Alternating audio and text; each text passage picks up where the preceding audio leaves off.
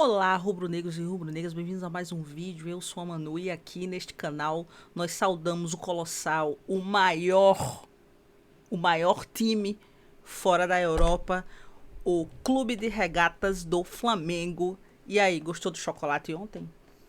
Como foi o chocolate? Tava gostoso? Era o quê? Era 100% cacau, metade ao leite, branco. Como é que você quer? Foi chocolate pra tudo que era canto outro, meu amigo. 4-1 em cima do Independiente Medellín. Independiente Medellín. E tava todo mundo secando, né?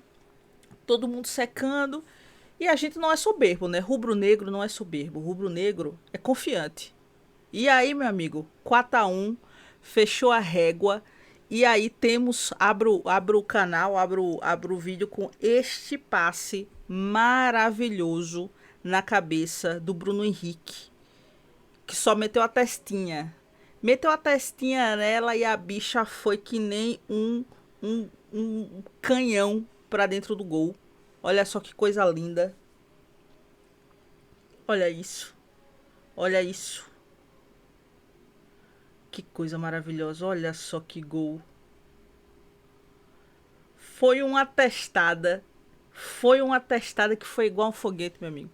Isso é Clube de Regatas do Flamengo. Isso aqui é o Bruno Henrique. O nosso querido Bruno Henrique estava precisando, né, ter uma boa atuação aí. Ele não foi colocado na posição dele, né? Ele estava ali como 9, né? Vezes caindo, né, para um lado para o outro, né? É, e serviu até o gol, né? O gol do Arrascaeta, quem serviu foi ele, que belo do gol também. E aí, que noite, viu? Esse Arrascaeta aqui, que a gente ainda não tinha visto esse ano. E essa foi a primeira atuação do Arrascaeta que a gente conseguiu ver, que a gente realmente diz assim, pô, esse é o Arrascaeta. Essa foi a primeira atuação 2026 do Arrascaeta, que foi tipo a la Arrascaeta de jogos passados, sabe? E assim, decisivo de novo, né? Uma assistência e um gol. E uma partida sensacional. Ele perdeu o gol de cabeça, foi na trave. O Arrascaeta ontem foi o capeta rubro-negro e não tem igual. Não tem igual. E ele, cara, ver ele jogando assim, em dupla com o Bruno Henrique traz memórias afetivas muito grandes, né, pra gente que é rubro-negro, né? E aí, 4-1 no Independente de Medellín e ficou desse jeito, né? O grupo do Flamengo, né? O grupo A ficou Flamengo com 6 pontos, o Estudiantes com 4, né? O Independente 1 e o Cusco com 0, né? Sendo o Flamengo com 5, né, de saldo de gols. Então, a gente vê aí o Flamengo não disparando, porque a diferença é de 2 pontos, né, de um para o outro. O legal seria de 3, né? Mas o Estudiantes ganhou um jogo do Cusco, com o Cusco, contra o Cusco, né? E empatou com o Independente. Então, vamos esperar a próxima rodada, porque se o Flamengo faz, queridão, vai ser 9 pontos contra 4 aqui pro 5, né? Pro, contra o Estudiantes aqui, né? Pro segundo lugar, né? E aí, que jogo ontem, viu? Que o Flamengo jogue assim mais vezes. Contra o Fluminense já foi um jogão, né? Relaxou, né? Ali no depois do segundo gol, quase tomou um empate, mas o Flamengo ficou muito mais perto de fazer 3, 4 gols. Perdeu muito. O Flamengo tem esse problema, né? De perder vários gols. Ontem perdeu vários gols. Contra o Fluminense perdeu vários gols. E se não fosse o Fábio também por vezes ali, já era. Já era. Então a gente está vendo o Flamengo aí. Será que finalmente voando? Eu não queria ser soberba, não, mas tá com cara, viu? Tá com cara. E aí o que eu disse no começo, né? Que o Flamengo divulgou o balanço de 2025 e confirmou o salto financeiro. Foram 286 milhões de dólares em receitas operacionais. O valor entre clubes fora, o maior valor entre clubes fora da Europa, ou seja, o Flamengo foi o clube que mais faturou de fora da Europa.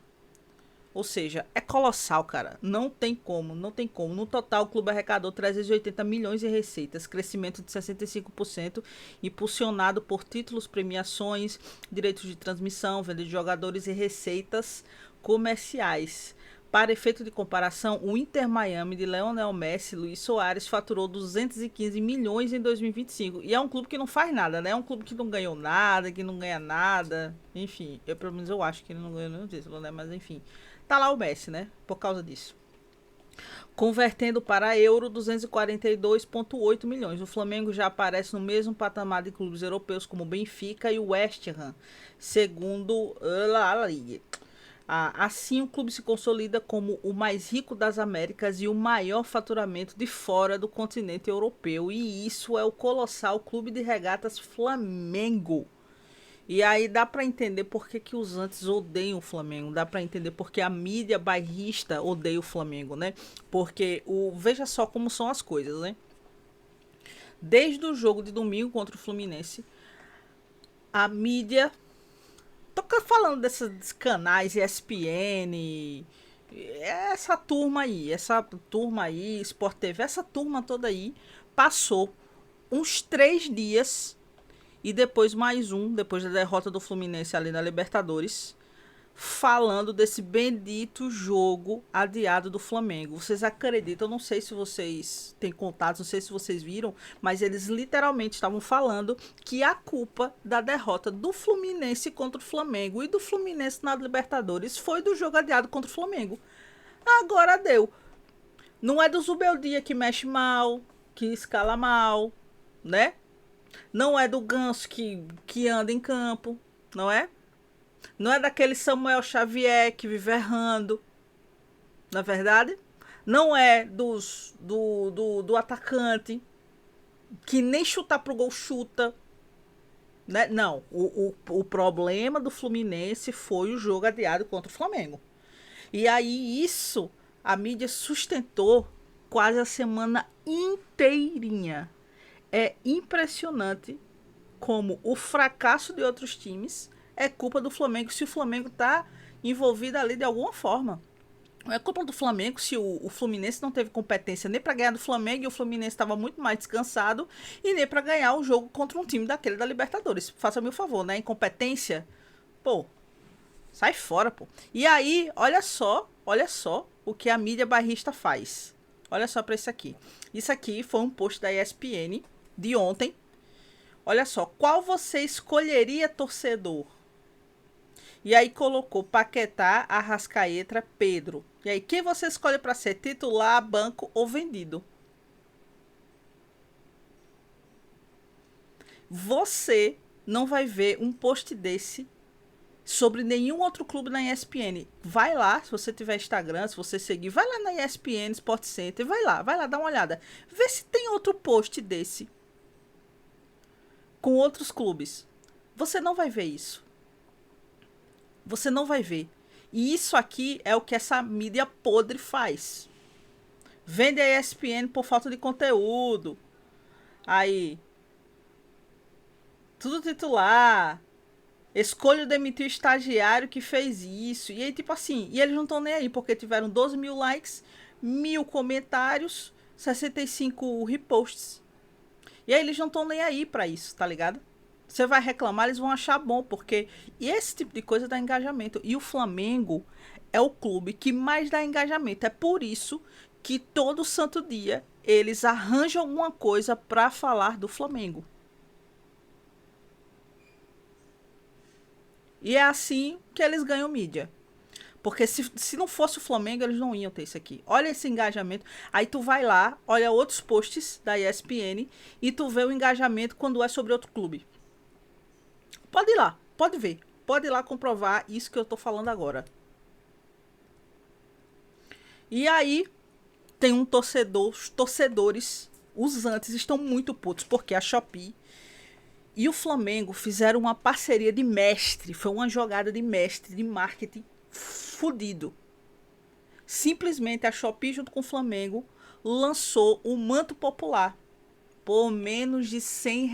E acredite, em menos de 24 horas, a camisa esgotou.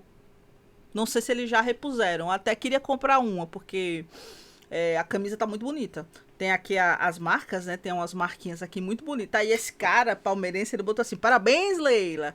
Sua fala de Real Madrid da Shopee fez o Flamengo criar uma camisa com a Shopee, fazendo mais dinheiro ainda. Eurico de saia. É isso, pô. É isso. Então, assim, o Flamengo, ele não surfa nessas lacradas igual a Eurico de Saia, a Carminha, a Leila Pereira faz. Porque a Leila Pereira, ela gosta de dar uma lacradinha, né?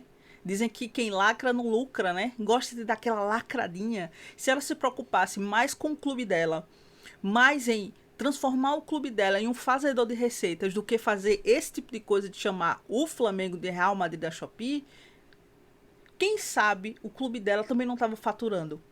Não tanto quanto o Flamengo, porque faturar como o Flamengo, nenhum clube do Brasil faz. São mais de 40 milhões de torcedores.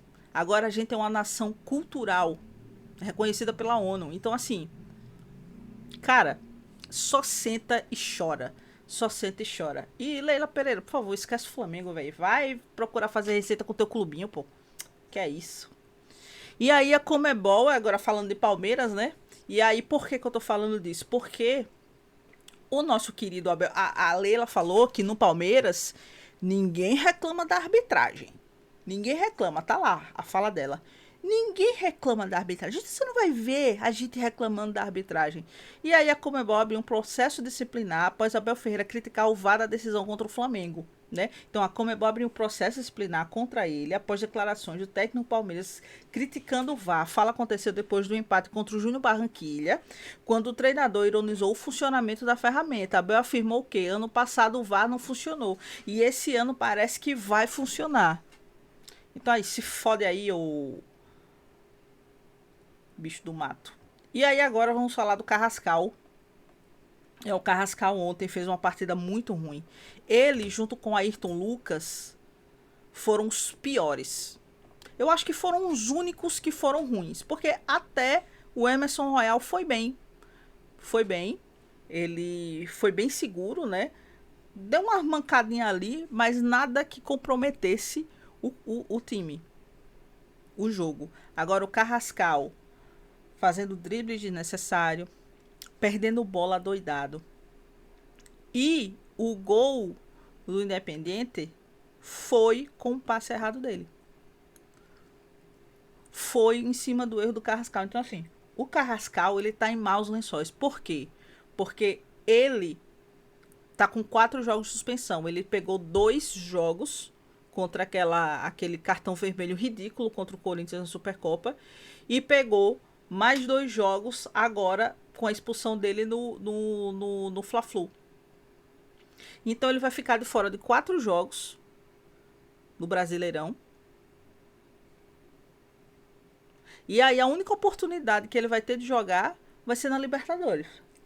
E ontem era a oportunidade dele e ele desperdiçou essa oportunidade.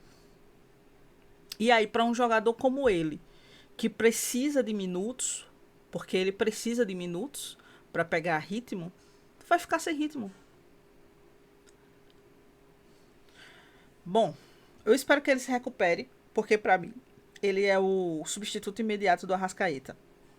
E isso para mim é uma coisa que é bem clara, só que ele tá desperdiçando as chances dele. E ele não pode fazer isso porque ele é um jogador que tem muito potencial. Ano passado ele foi um dos jogadores fundamentais para que o Flamengo mantivesse a pegada. Então assim, é isso, Arrascaeta ou Carrascal.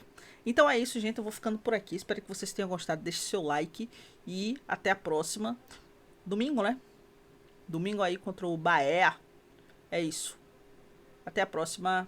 Tchau.